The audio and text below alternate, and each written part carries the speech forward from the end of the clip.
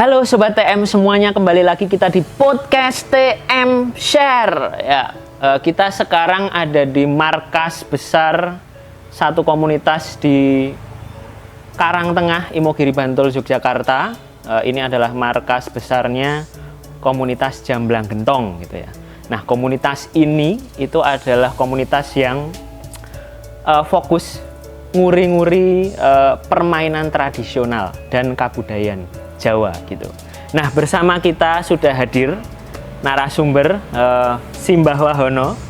Beliau ini adalah seorang budayawan, kemudian dalang juga, dan beliau juga dosen yang mengampu konsentrasi seni dan budaya ya Mbah ya. Nah, kali ini kita nanti akan ngobrol bersama Simbah selaku pengampu dan penasehat dari komunitas Jamblang Gentong itu sendiri. Nah, mungkin sebagai awalan ya, biar agak akrab, saya persilahkan Simbah untuk menyapa teman-teman Sobat TM Share sekalian. Halo, selamat bertemu kembali ya di TM Share. Kali ini dengan saya Wahono. Sebelumnya saya sedikit untuk memberi pengantar bahwasanya lebih pada saya konsentrasi dan konsen terhadap bidang seni dan budaya, sehingga itu saya dedikasikan di salah satunya di Jamblang Gentong, selain itu juga di institusi-institusi pendidikan yang ada di Indonesia, khususnya di Yogyakarta, dan tentunya di seluruh dunia juga. Bagaimana kebudayaan kita itu yang mempunyai nilai-nilai luhur, mempunyai kearifan lokal, itu sebaiknya saya share di internasional seperti itu. Jadi ini salah satu cara kita untuk mempublikasikan ya, bahwa kita tuh punya kebudayaan yang luhur, dan betul sekali. Kalau misalnya itu di-share ke kancah internasional, banyak kemudian orang yang respect dan bahkan membantu kita untuk betul sekali. Lebih tepatnya bukan mereka membantu kita, tapi kita akan membantu mereka, karena di dalam seni budaya khususnya tradisi itu banyak nilai-nilai tentang kerukunan, kemudian tentang keindahan bersosial dan lain sebagainya, itu kita share sebagai mungkin bahasanya peace campaign ya, seperti itu. Oke, sip. Salam perdamaian ya. Nah, menarik pertanyaan saya mungkin nanti sebagai obrolan kita gitu Mbah, apa kemudian yang membuat teman-teman ya di lingkungan sekitar di Pucung Growong Karangtengah ini kemudian berkumpul dan mereka punya misi dan tujuan bersama untuk melestarikan permainan tradisional gitu, bahkan sampai kemudian membuat komunitasnya. Mungkin Simbah bisa cerita Mbah. Jadi begini sobat-sobat, yang pertama satu berangkat dari sebuah keresahan yang kita rasakan atau keresahan kolektif tentang krisisnya pendidikan karakter. Yang mana kita rasakan sekarang sudah antar kampung, kemudian jangankan antar kampung ya, sekampung saja sekarang sudah mulai tidak saling mengenal. Kemudian mereka tidak saling mengenal, maka kemudian harmonisasinya juga akan menjadi berbeda dengan pada era zaman dulu.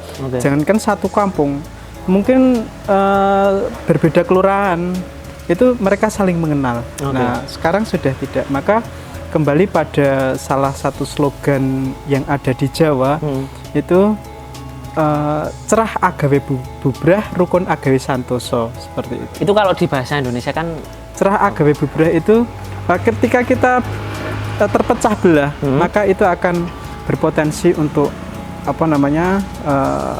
tidak bersatu, seperti itu. Ketika rukun agawe santoso, itu kerukunan atau harmonisasi, itu akan menjadikan satu keguyuban yang itu eternal atau abadi.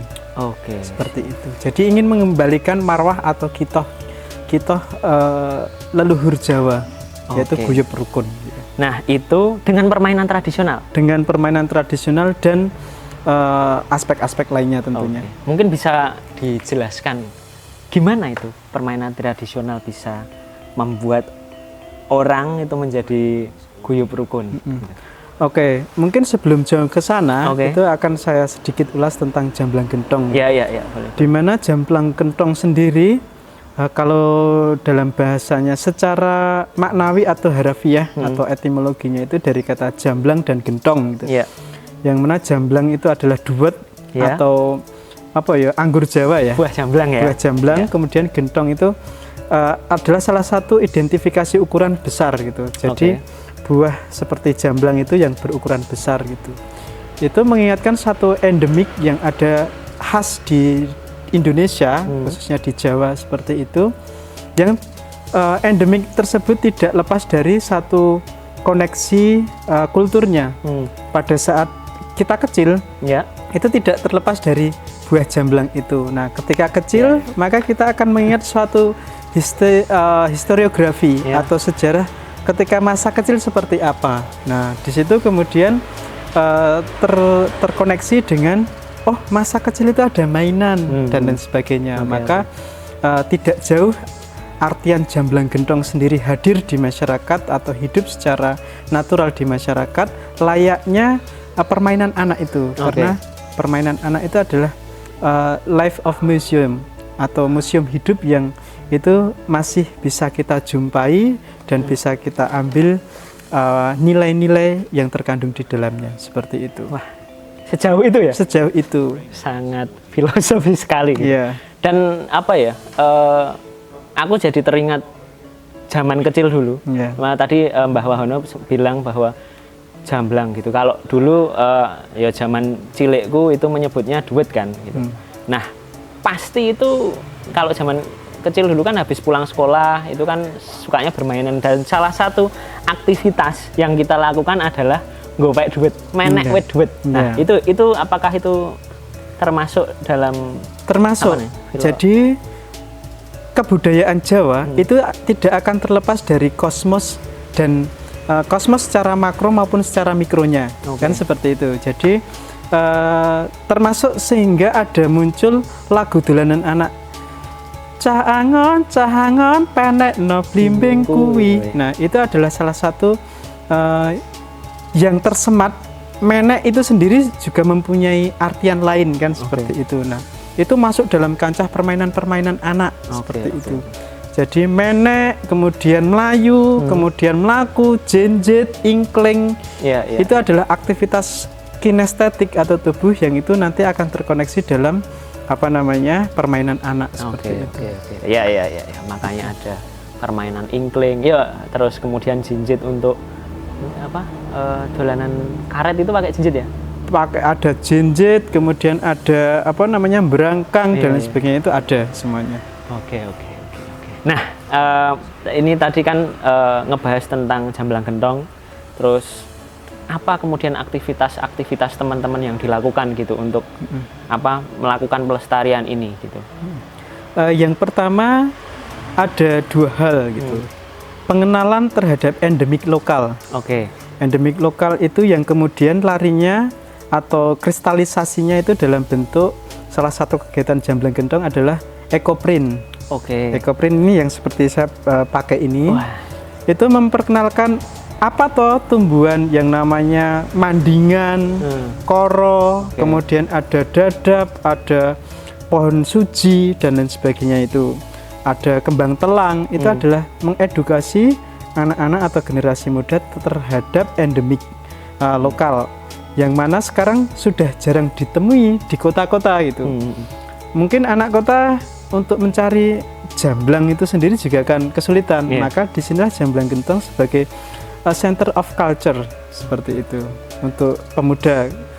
Kemudian selain dari endemik itu lebih pada satu kultur gitu, yaitu tentang dolanan tradisional anak, di mana dalam dolanan tradisional anak itu mengandung berbagai banyak hal edukasi. Karena di sini saya sebagai pembina itu saya kaitkan dengan konsep dasar kebutuhan manusia, di mana dalam konsep dasar manusia itu kan terdiri dari 4 aspek. Salah satunya adalah manusia sebagai makhluk religi, manusia sebagai makhluk biologi, manusia sebagai makhluk psikologi, dan manusia sebagai makhluk sosial. Nah, di dalam dolanan anak itu tersendiri itu mengandung keempat aspek itu. ada aspek sosialnya karena dia tidak main sendirian. Maka itu untuk memberikan stimulus pada anak-anak tentang nilai sosial. Kemudian ada aspek psikologi di mana ada satu dolanan anak itu untuk mentreatment sebagai metode penyembuhan. Karena ada ya? Ada, seperti itu. Jadi mereka rasa senang, rasa sedih, rasa haru itu ada di dalam permainan tradisional anak. Kemudian manusia sebagai makhluk biologi, artinya kita manusia terdiri dari struktur anggota tubuh, di mana di situ ada satu kinestetika, ada kecerdasan linguistik, kecerdasan musikalitas dan lain sebagainya itu terangkum atau terresidu di dalam dolanan tradisional anak. Dan terakhir adalah sebagai makhluk religi, di mana di situ ada permainan-permainan yang mengaitkan atau terkait dengan hubungan secara vertikal seperti itu. Vertikal tuh maksudnya? Vertikal itu religius, ada hubungan spiritual seperti itu. Bisa nggak Mbah kasih satu contoh permainan tradisional dan yang salah satu yang istilahnya diuri-uri dan dikaitkan dengan apa namanya kaitannya dengan religi apa nih, terus kaitannya dengan sosial apanya, bagian mananya gitu. Mungkin Mbah Wahono bisa cerita. Dapat kita lihat bersama sebagai contoh adalah permainan tradisional yang disebut dengan dakon misalkan. Ya, dakon. Nah, dakon itu akan berbicara tentang satu kecerdasan terkait dengan anak ya, pendidikan edukasi anak itu kecerdasan matematis, kecerdasan sosial, kemudian ada kecerdasan visual spasial. Karena dia harus bagaimana memperhitungkan nanti jatuhnya isian perdakonnya berapa, kemudian penjumlahan dan lain sebagainya itu ada di dalam permainan dakon. Kemudian ada permainan gateng. Permainan gateng itu mengintegrasikan kecerdasan intelektual dan juga mengintegrasikan kecerdasan kinestetik. Sebelumnya saya potong dulu. Gateng itu yang kayak gimana, Mas? Jadi teman-teman bisa melihat gateng itu ada aspek-aspek permainannya. Itu ada batu. Batu bisa jumlah 5, 10 dan sebagainya. Kemudian nanti akan dipermainkan seperti ini, diambil, kemudian dilempar ke atas, kemudian ditangkap, dihitung. Hampir kayak bekel itu ya? Hampir kayak bekel. Itu adalah kecerdasan intelektual dan matematis karena di situ menghitung jarak, ini jatuhnya tepat dan sebagainya. Nah, kemudian itu menstimulus atau mengedukasi anak itu pada wilayah kognitif mereka seperti itu. Jadi dolanan anak ini sangat penting untuk kemudian pertama terlepas dari kulturnya, itu adalah untuk mengedukasi berbagai macam kecerdasan di dalam anak itu. Jadi sebenarnya kayak apa aktivitas tadi permainan tradisional tadi kan Mbah Wahono sempat menyampaikan bahwa di situ anak-anak juga apa namanya sebenarnya belajar gitu. Sebelum nantinya kita anak-anak itu belajar formal di sekolah, sebenarnya itu juga penting ya sebagai dasar mereka untuk kemudian apa belajar di tahap yang lebih formal, lebih tinggi lagi gitu. Sangat penting karena itu adalah satu basic secara fundamental pendidikan karakter satu anak gitu.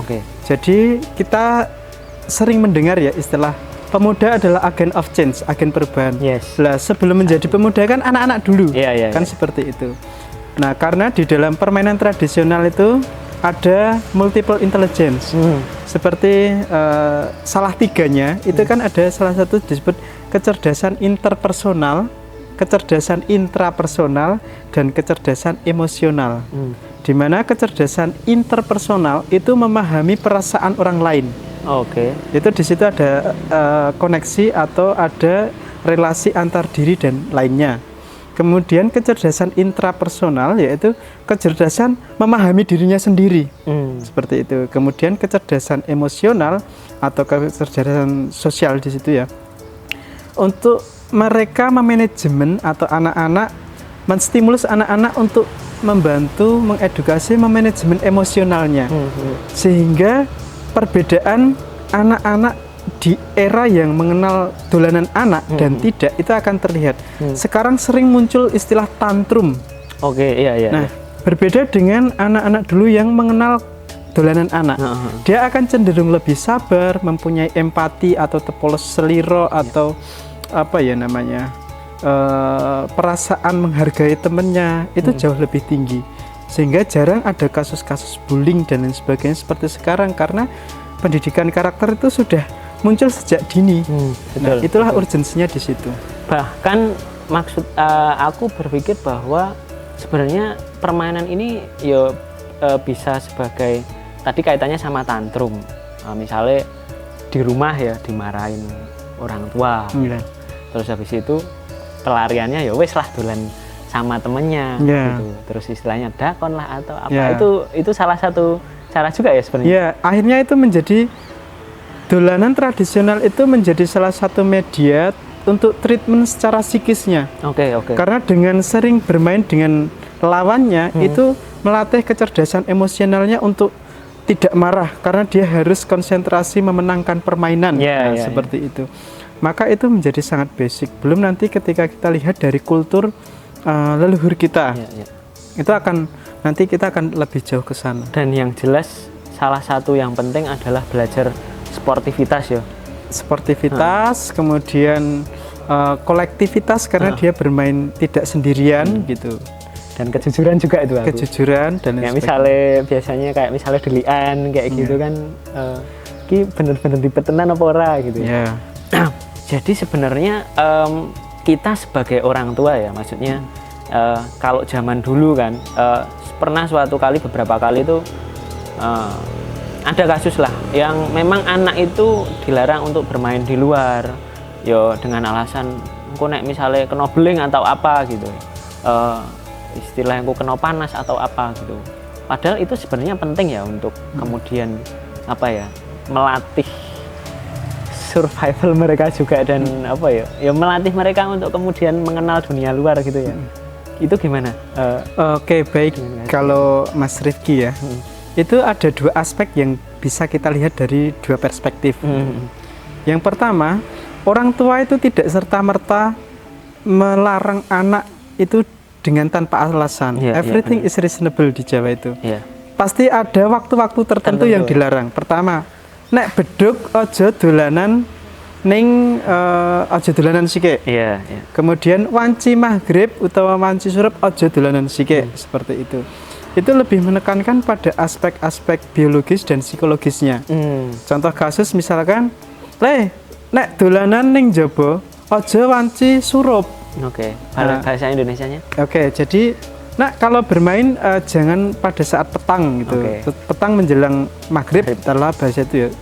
Nah, itu adalah lebih pada aspek psikologisnya. Karena pada saat maghrib itu bapak ibu sedang pulang kerja, kemudian ketika dia capek melihat permainannya berantakan atau dia belum pulang, itu akan menstimulus emosi dari orang tua, sehingga keluar sesuatu yang tidak terkontrol. Maka itu adalah salah satu cara orang tua mendidik anak, seperti itu. Kemudian pada saat beduk itu adalah tengah hari, siang bolong itu jangan main di siang bolong itu kayak gitu.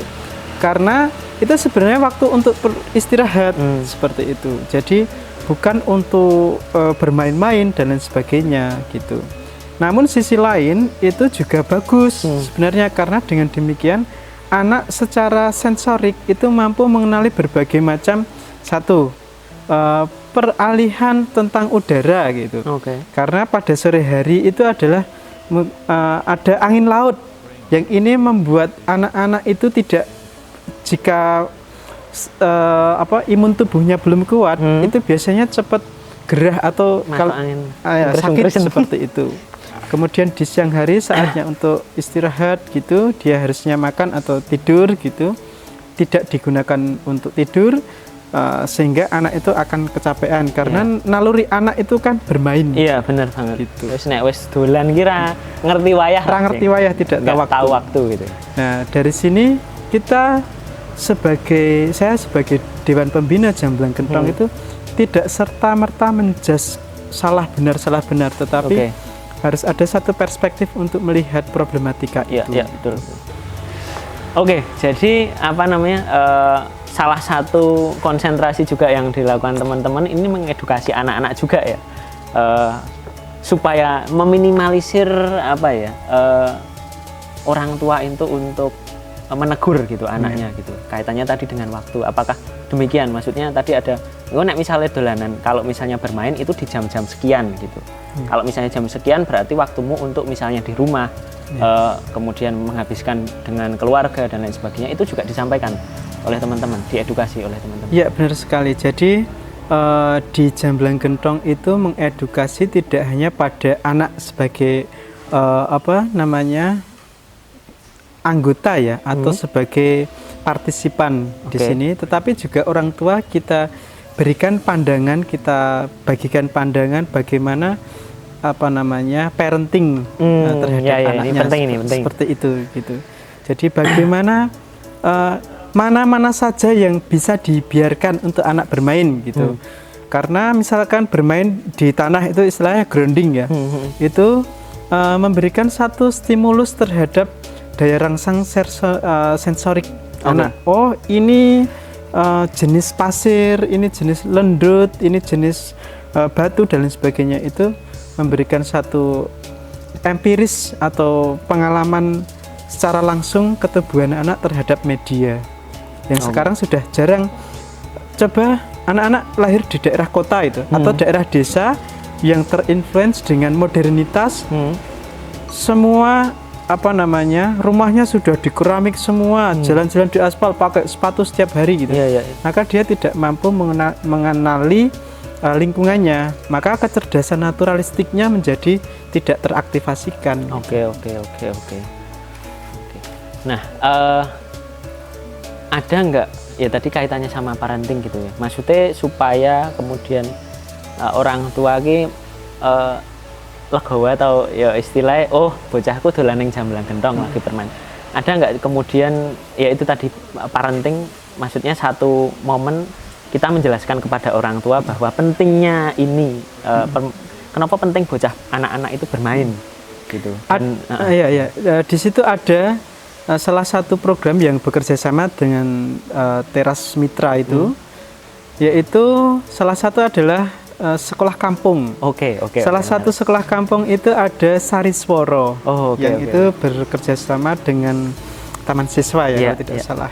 Itu parentingnya untuk bapak-bapak ibu-ibunya, gitu. Kemudian anak-anaknya diaktifasikan dengan kecerdasan naturalistiknya, dibawa ke suatu tempat, kebetulan di belakang sana, diperkenalkan tentang lingkungan, tentang hijau, kemudian tentang tanah, kemudian tentang sampah-sampah atau tentang kotoran-kotoran yang merusak atau mencemari lingkungan, seperti itu. Jadi banyak yang dilakukan upaya-upaya untuk mengaktifasikan mindfulness atau kesadaran terhadap pendidikan, khususnya budaya. Budaya itu lingkupnya ada alam, kemudian ada kesenian dan sebagainya. Gitu. Ya tadi kita sudah ngobrol tentang anaknya, permainannya, terus kemudian orang tuanya. Nah, terus tadi kita sempat ngebahas tentang pendidikan gitu ya. Sebenarnya penting nggak ya ini untuk kemudian dimasukkan di mungkin sebuah kurikulum di sekolah gitu.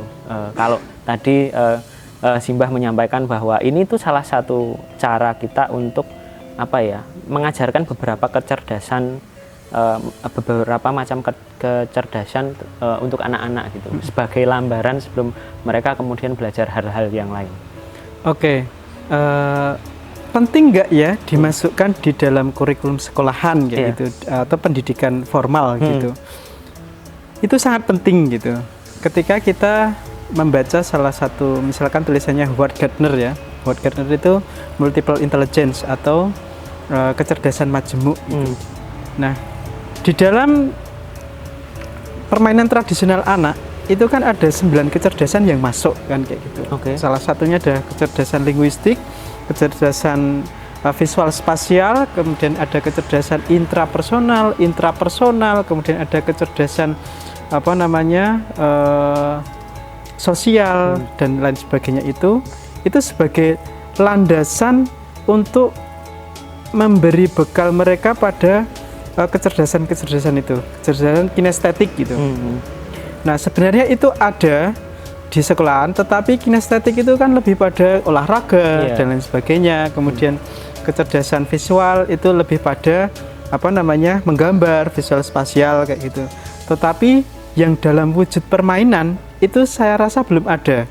Sementara dalam permainan tradisional itu kan 1 kali dayung 3, 4, 50 terlampaui kan gitu. Jadi kecerdasan itu ada di dalam dolanan anak itu. Kalau di sistem sekolahan itu kan hanya fokus misalkan menggambar saja. Nah, seperti itu. Maka akan lebih efektif tatkala itu dimasukkan dalam pendidikan sekolah, terutama sekolah dasar dan pra sekolah dasar gitu. Oke, tadi kita sudah mendengarkan banyak cerita dari Simbah ya. Kita sudah mendengarkan cerita tentang Jamblang Gentong, komunitas Jamblang Gentong, terus kemudian kegiatan-kegiatan yang dilakukan teman-teman Jamblang Gentong, dan kita kemudian sadar gitu, saya sendiri pribadi bahwa ternyata bermain itu sepenting itu, permainan tradisional itu mempunyai banyak hal manfaat untuk kita gitu, untuk tumbuh kembang anak dan kita menjadi dewasa gitu ya. Nah, dan kita sudah sampai di penghujung acara. Sebelumnya terima kasih Mbah Wahono untuk ceritanya yang luar biasa ini. Dan teman-teman, kalau misalnya ada teman-teman yang tertarik buat kemudian pengen belajar atau pengen bermain dengan anak-anak bermain tradisional, bisa langsung datang ke komunitas Jamblang Gentong. Nanti bisa kontak dulu ini bisa komunikasi di sosial media Jamblang Gentong, dan jangan lupa kalau misalnya teman-teman yang belum follow silahkan follow akun dan sosial media Teras Mitra juga. Dan jika teman-teman merasa bahwa podcast ini penting, silahkan di like, comment, and share sebanyak-banyaknya ke sosial media teman-teman. Dan saya Rifki pamit undur diri. Sampai ketemu di podcast TM Share episode selanjutnya. Sampai jumpa. Terima kasih, Mbah Wahono. Wah, nyeruput kopi sih.